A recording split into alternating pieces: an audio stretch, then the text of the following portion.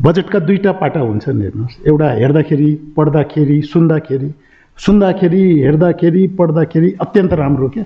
निजी क्षेत्रले स्वागत गरेको कारण पनि त्यही हो हेर्नुहोस् है। त्यो बजेट पढेपछि स्वागत नगर्ने व्यक्ति या त अब अर्थशास्त्र नै बुझेको जस्तो पनि देखिन थालियो क्या मैले। अब यो सरकारबाट प्रस्तुत त्यो नीति तथा कार्यक्रम आधारित यो प्रस्तुत बजेट हो। यसका सिद्धान्त र प्राथमिकताहरू भनेको अब 5 मिनट मात्रै बस्नु। यसका सिद्धान्त र प्राथमिकताहरू भनेको त अब रिसोर्सेसको हिसाबले, त्यसकारण बजेटमा ठुलो आकारको हो कि होइन, सानो आकारको हो कि होइन, यसभन्दा पहिला मेरो एउटा एज अ निजी क्षेत्रको एउटा अर्थशास्त्रको विद्यार्थी रिसोर्सेसलाई मात्रै हामीले एनालाइसिस गर्नुपर्छ कि यो के हो भन्ने, अनि मात्रै पैसा नभइकन त कुनै पनि आयोजना पुरा हुँदैन। हेर्नुहोस्, भोलि गएर जति पनि हामी पब्लिकको अगाडि भाषण दिइदिउँ न, पैसा भयो भने मात्रै ती आयोजनाहरू पुरा हुने हो। अब सबभन्दा पहिला म यो राजस्वको स्रोतमा आउँछु। नेपालको इतिहासमा हेर्नुहोस्, यो 1240 बिलियनको राजस्वको स्रोत कहाँ हामी निजी क्षेत्र प्रतिस्पर्धी स्रोत चाहियो, प्रतिस्पर्धी हुनु पर्यो कर नीति भन्दैछौँ। यो भनेको अहिलेको 4852 बिलियनको जुन जीडीपी, नयाँ जीडीपी क्यालकुलेसनको हिसाबले 25.50% जीडीपीको हिसाबले यो स्रोत भनेको तपाईँको, यो भनेको साउथ एसियामै धेरै हाइएस्ट हो। हेर्नुहोस् तपाईँको, मलाई इन्डियाको एक्ज्याक्ट मैले टिपेर ल्याइन, नभए तपाईँको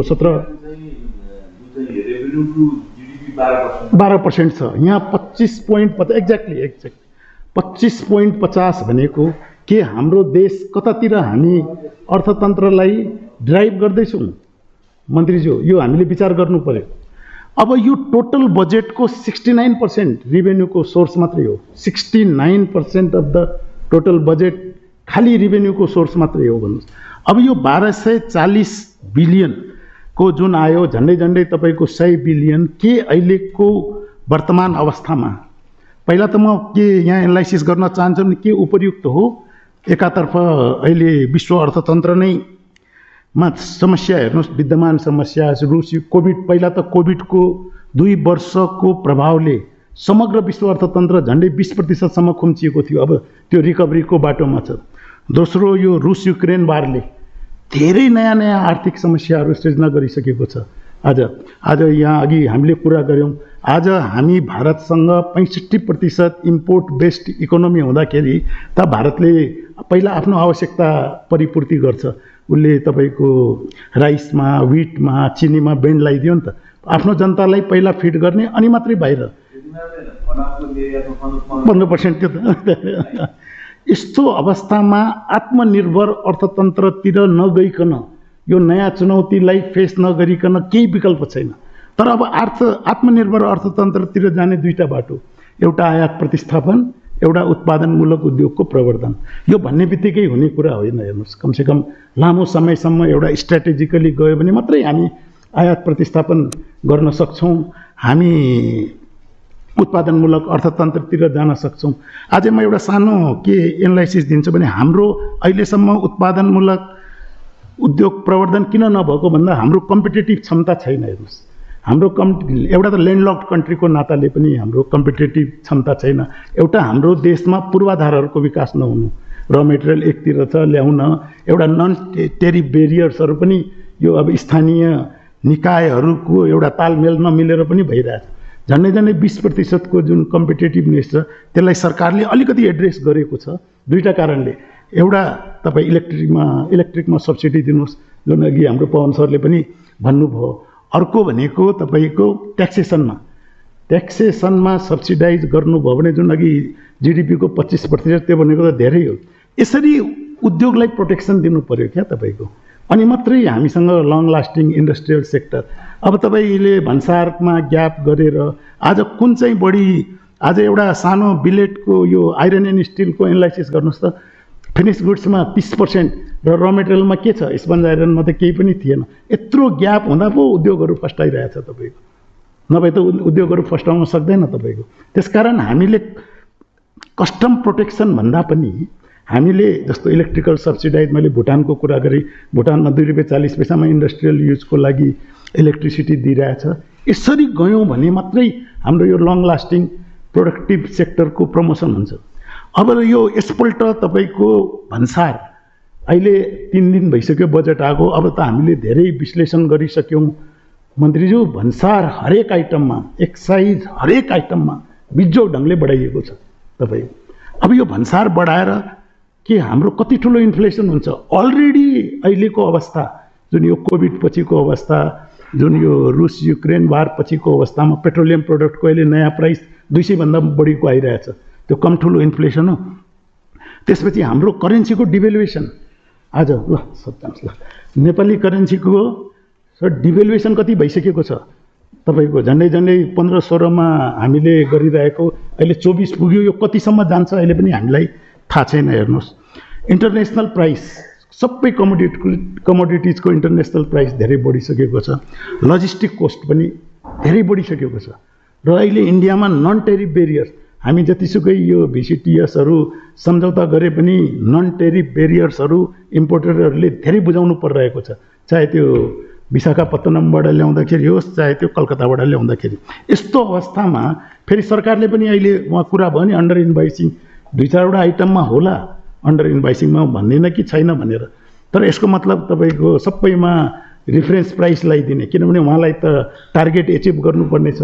आज यो भोलि टार्गेट एचिभ भएन भने त उहाँले त तपाईँले ल्याएको प्राइसभन्दा डेढा प्राइसमा पनि भोलि मूल्याङ्कन बढाएर माल छोड्नुहुन्छ तपाईँको। यस्तो अवस्थामा यो सबैको चाप पर्ने भनेको कन्ज्युमर हो। हेर्नुहोस् हामी पनि कन्ज्युमर हौँ, यहाँ पनि कन्ज्युमर हौँ, सबैको प्रेसर त आज के यो 7% इन्फ्लेसन रेटमा यो इम्पोर्ट बेस्ड अहिलेको इकोनोमीले यो यसमा हामी सस्टेन गर्न सक्छौँ? मलाई त लाग्दैन हामी सस्टेन गर्न सक्छौँ। हेर्नुहोस् तपाईँको अर्को समस्या सबै चोरी पैठारी। म एउटा बिस्कुटको उदाहरण दिन्छु। 30% भन्सार थियो, अहिले नयाँ 15% थपियो, 45%। त्यसमा 3% तपाईँको त्यो ट्रान्सपोर्टेसनहरूमाथिको ट्याक्सेसन आउँछ र त्यसपछि तपाईँको भ्याट 13%, 65%। त्यही एक्साइज 15% मैले हजुर भने सरले हेर्नुभयो। 165 10वटा प्याकेट यदि तपाईँ जोगबनीबाट विराटनगरमा किनेर ल्याउनु पर्छ भने 6 प्याकेट फ्रीमा पाउनुहुन्छ तपाईँ, भन्नुहोस् त। अनि एकातर्फ सरकारको पनि राजस्व यहाँको इन्डस्ट्रीहरूलाई WTO म एउटा किनभने अब चेम्बरको रिप्रेजेन्ट गरेको हेर्नुहोस् व्यापारलाई अहिले कस्तो अवस्था भइसक्यो भने सबैले यो व्यापार शब्दलाई नै अनप्रोडक्टिभ सेक्टर पो बुझ्न थाल्यो, जबकि संसारमा व्यापारै हो मेन अर्थतन्त्रको मूल। उद्योगको जमानामा परिभाषा भनेको चिम्नी र मेसिन त थियो, चिम्नीबाट उत्पादन हुने र मेसिनबाट उत्पादन हुने मात्रै हो। अहिले हरेक चिज इन्डस्ट्रियल सेक्टरमा आयो, भोलि कृषिमालाई पनि उद्योगमा गणना गर्नु पर्यो भनेर पनि कुराहरू आइरहेछ। त्यसकारण उद्योग र व्यापार छुट्याउनु भन्दा भ्याल्यु एडिसनको हिसाबमा हामीले जानुपर्ने हो तपाईँको के कुरामा बढी भ्याल्यु एडिसन। अहिले मैले उहाँ पवनजी जानुभयो नभए त भन्न पनि मिल्दैन थियो। मेक इन नेपाल र मेड इन नेपालको फरक हामी सबैले बुझ्नु जरुरी छ हजुर। मेक इन नेपालमा कति भ्याल्यु एडिसन हुन्छ र मेड इन नेपालमा कति भ्याल्यु एडिसन हुन्छ, भ्याल्यु एडिसन कति भनेर। मेक इन नेपाल भनेको सिकेडी हो, कम्प्लिट नकडाउन, त्यहाँबाट ल्याएर यहाँ गएर एसेम्बल गर्यो भने त्यसलाई तपाईँको प्रोटेक्सन दिएर बेनिफिट दिउँ, त्यसको बेनिफिट कसले लिन्छ? सरकारलाई त न त राजस्व आउँछ। तपाईँले त भ्याल्यु एडिसनको हिसाबले इन्सेन्टिभ दिनुहोस् न। सोयाबिन आयल त एक्ज्याक्टली आज अहिलेको नयाँ कस्टमको हिसाबले सरकारले $1 यो जुन 1240 अरबकै सेरोफेरोमा हामी घुमिरहेछौँ, जुन कमर्सियल पर्पसको लागि दिन्छ 40% मार्कअप गरिरहेछ।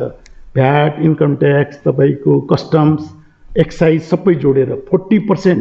$1 तपाईँ कमर्सियल पर्पसको लागि दिइराख्नु भएको छ भने 40 रुपियाँ एक्स्ट्रा, जुन भनेको हाम्रो यो 1240 अरबभित्र त्यो पैसा आइरहेको हुन्छ।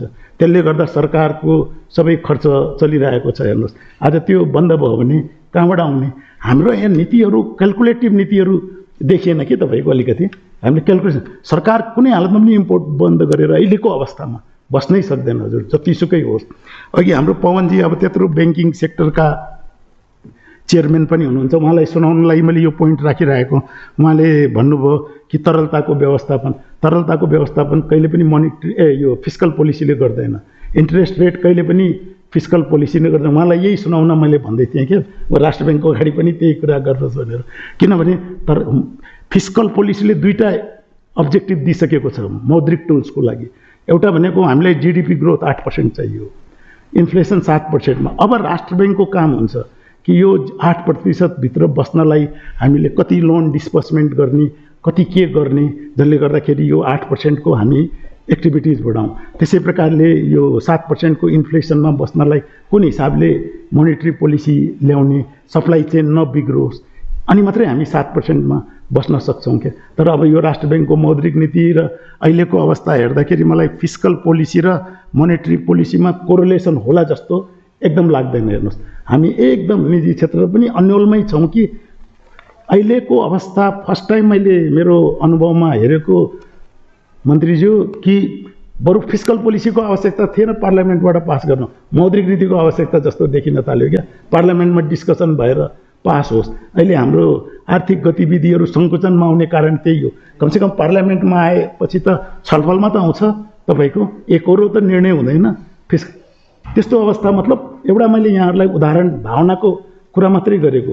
मौद्रिक टुल्सहरूको युज अहिले नेपालको कन्टेक्स्टमा धेरै महत्त्वपूर्ण भइसक्यो, विगतमा कहिले पनि थिएन। हेर्नुहोस् तपाईँको यो गएको वर्षदेखि नै जुन हिसाबले मौद्रिक टुल्सहरूको युज भयो, ओहो यहाँ त ट्रेड पोलिसी पनि मोनेटरी टुल्सले युज गर्ने, अर्थनीति पनि मौद्रिक टुल्सले युज गर्ने भनेपछि त सर्वै भइदियो नि। एभ्री हाम्रा निकायहरूलाई आफ्नो लिमिटेसनभित्रै बस्नुपर्छ भनेर। अहिले आएर अस्तिको यो 2022 को सुरुवातमा विश्व ब्याङ्कले एउटा रिपोर्ट पब्लिस गरेको थियो। 3टा कुरा पऱ्यो। खाद्य फुड सेक्युरिटीको प्रब्लम हुन्छ, विश्वभरि फुड सेक्युरिटीको प्रब्लम हुन थालिसक्यो। तपाईँको पेट्रोलियम प्रोडक्टको कुरा गरेको थियो। अर्को अघि उहाँ हाम्रो माननीय मन्त्रीजीले राम्रो भन्यो, फाइनेन्सियल लाइबिलिटी। आज लोन लिनु भनेको तपाईँको सजिलो छ नि के, हाई इन्ट्रेस्ट रेटमा, त्यसलाई कसरी तपाईँले त्यसलाई मेन्टेन गर्नुहुन्छ, हरेक वर्ष त्यसको लाइबिलिटी बढ्दै जाँदैछ। अहिले म आउँछु त्यसमा। यो 3टैमा सेक्टरमा जाँदाखेरि नि तपाईँको हामीले एउटा सुझाव दिएको थियौँ सरकारलाई, 3 वर्षदेखि दिँदैछौँ मन्त्रीज्यू, कि नेपालमा पनि एउटा अब बफर स्टकको सिस्टममा जानु पर्यो। सरकारले एउटा 3 इयर्सको फुड रिजर्भमा राख्नु पर्यो। कुन बेला के समस्या आउँछ थाहा हुँदैन। यदि प्राइस मास प्रोडक्सन भयो, प्राइस कम छ भने किसानहरूको हितको संरक्षण गर्नलाई तपाईँको पर्चेज गर्ने होइन, सर्टेज भयो, व्यापारीहरूले बढी पैसा गरिरहेछ भने तपाईँ लिक्विडेट डिस्बर्समेन्ट गर्ने, किन you have having 3 years buffer stock. अलिकति त बजेटमा छुयो कि सबै प्रदेशहरूमा हामी खाद्यान्न भण्डारण गर्ने, तर त्यो प्रकारको नीतिले कति यो एक्जिक्युट होला भन्ने मलाई लाग्दैन। अब 2टा कुरा जुन बजेटमा आयो, अब यो डिफिसिटलाई उठाउनलाई लोन लिने, तरलता आन्तरिक, यस्तो तरलता भएको समस्यामा तपाईँले 242 बिलियन यदि बजारबाट फेरि तरलता तान्नुहुन्छ भने इन्ट्रेस्ट रेटको के समस्या हो के? 256 हो, सरी 256, 242 भनेको विदेशी ऋण हो तपाईँको। 256 बिलियन यदि अहिले तपाईँले बजारबाट तरलता तान्नुभयो भने के स्थिति हुन्छ, के समस्या गर्छ तपाईँको? झन् उल्टो तरलता बढाएको छ। अघि उहाँले एड्रेस गरेन भन्नुभयो नि हाम्रो पवनजीले, होइन उल्टो समस्या क्रिएट गरेर गएको छ। आज तपाईँको 256 बिलियन यस्तो तरलताको भएको नभएको अवस्थामा चालु आर्थिकमा मात्रै। अब अर्को हामीले अब 200 यस्तो विश्व अर्थतन्त्र शिथिल भएको अवस्थामा के अब हाम्रो माननीय अर्थमन्त्रीज्यूले अब पहिल्यै नेगोसिएट गरेको छ भने त हामीलाई त्यो कुरा थाहा हुँदैन। त्यो 242 बिलियन के कर्जा लिने सक्ने पोजिसनमा हुनुहुन्छ कि कुनै राष्ट्रहरूले तपाईँको श्रीलङ्काले आज यत्रो साफ्टा, यत्रो हामी यो सेक्टरल एसोसिएसनमा छौँ, 50 बिलियनको लागि त कस्तो यहाँ गुहार माग्नु परिसक्यो, मलाई तेलको लागि पैसा देऊ। यो बाइलेटरल रिजनल यो भनेको सब भाषणबाजी दिनलाई मात्रै हो। समस्या परेको बेलामा कोही पनि तपाईँको हेल्प गर्न आएन। आज जुन हिसाबले श्रीलङ्काको अवस्था देखियो हजुर, त्यसकारण आज हामीलाई मागेर देला भन्ने जस्तो मलाई लाग्दैन माने। त्यसर्थ अहिलेको यो बजेटको अब म एकदम सर्टमा पनि हाम्रो टाइम एकदमै कार्यान्वयन पक्ष, अघि मैले जुन अब यहाँ एकै लाइनमा म क्लोज गर्दैछु, कार्यान्वयन पक्ष अत्यन्त चुनौतीपूर्ण। अब यो देशको म माननीय मन्त्रीज्यूको ध्यानाकर्षणै गर्न चाहन्छु, 1240 अरब 25% भन्दा बढी जिडिपीको त तपाईँको चालु खर्चमै सिद्धिँदैछ। पूर्वाधार डेभलपमेन्टका कहाँबाट पैसा ल्याएर गर्नुहुन्छ? पूर्वाधारको कहिले पनि यो अघि बुटको कुरा गर्नुभयो, भाइबल हुँदैन। जुन हिसाबले कोस्ट छ नि त्यसको रिकभरी नै छैन। यो भनेको ग्रान्टमा आयो भने मात्रै हो, ग्रान्टमा हामीलाई कोही दिनेवाला छैन। हामी कहिले हाम्रो देशलाई डेभलपमेन्टको बाटोतिर लान सक्छौँ यो समयले नै बताउँछ। धन्यवाद।